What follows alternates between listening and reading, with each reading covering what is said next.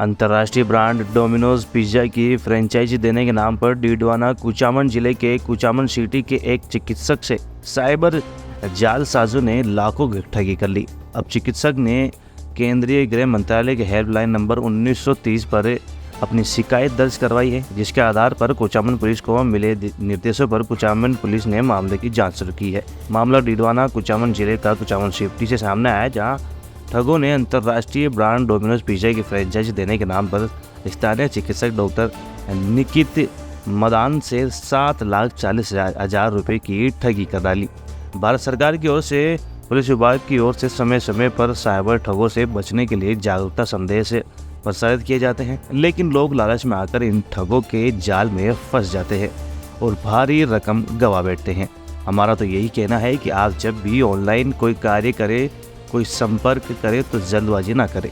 अधिकृत नंबर और ईमेल की पुष्टि होने के बाद ही किसी तरह का संपर्क स्थापित करें और रुपयों का ट्रांजैक्शन करें, ताकि आप साइबर ठगों से बच सके। कई बार क्या होता है कि ऑनलाइन ठगी करने वाले लोग जो हैं झांसे में लेकर के आम आदमी से पैसे हटने का काम करते हैं और लगातार इस प्रकार की शिकायतें आती रहती है। तो सरकार के द्वारा 1930 नंबर से एक शिकायत पोर्टल बनाया गया है, जिसके ऊपर जैसे ही व्यक्ति को ऐसा एहसास होता है कि उसके साथ में ऑनलाइन किसी प्रकार का फ्रॉड हुआ है और उसके पैसे या उसका गलत ट्रांजैक्शन हुआ है, तो उसको तत्काल 1930 के ऊपर शिकायत करनी चाहिए, ताकि उसका समाधान शीघ्र से शीघ्र हो सके। मामला ऐसे है कि मैं डोमिनोज पिज़्ज़ा की फ्रेंचाइजी लेने का इच्छुक था, तो उसका नंबर हम लोग ऑनलाइन सर्च करने की कोशिश करी और नंबर भी कलेक्ट हुआ और 2-3 दिन बाद एक मेल आया डोमिनोज की तरफ से। तो उनके कहने के हिसाब से हम लोगों ने 5 और 6 अक्टूबर को 2 बार उनको फ़ंड भी ट्रांसफ़र कर दिया, लेकिन फ़ंड 7,40,000 रुपये था।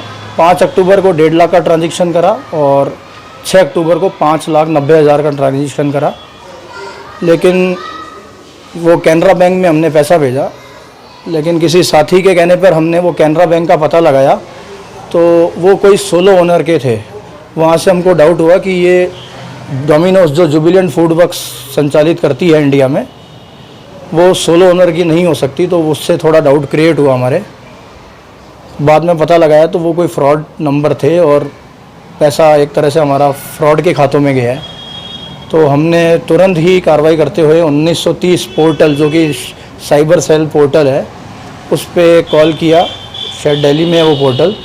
वहाँ से पूरी डिटेल दी गई उनको और वहाँ से कुचामन थाने में सूचना दे दी गई तुरंत ही। यहाँ से कॉल आया तो हम थाने में भी गए। बस हमारी यही रिक्वेस्ट है कि इस पर त्वरित कार्रवाई की जाए और जो भी इसके पीछे इन्वॉल्व हैं उनको जल्दी से जल्दी पकड़ा जाए, जो बाकियों का भी नुकसान नहीं हो। धन्यवाद।